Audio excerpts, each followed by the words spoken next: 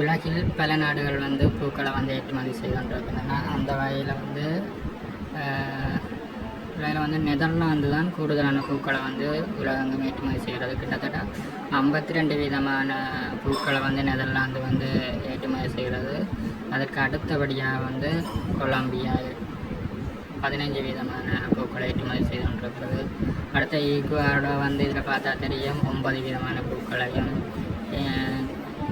அதில் கென்யா வந்து 7 விதமான பூக்களையும், எதியோப்பியா 20 வீதம், மலேசியா, இஸ்ரேல், இத்தாலி, ஜெர்மனி போன்ற நாடுகள் 1 விதமான பூக்களையும், பெல்ஜியம் வந்து 3 விதமான பூக்களையும் வந்து உலகெங்கும் ஏற்றுமதி செய்து கொண்டிருக்கின்றது.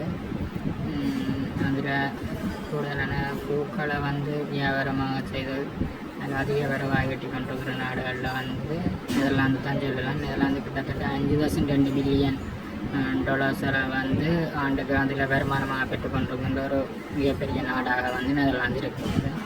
உங்களை நேருக்குமே தெரிஞ்சிருக்கோம், இந்த நாங்கள் பூக்கண்டு வளர்த்து கொண்டிருக்கோம். ஆனால் அந்த பூவை வச்சு பல நாடுகள் இவ்வாறான ஏற்றுமதி செய்து வருமானத்தை வளர்ச்சி கொண்டிருக்கின்றது.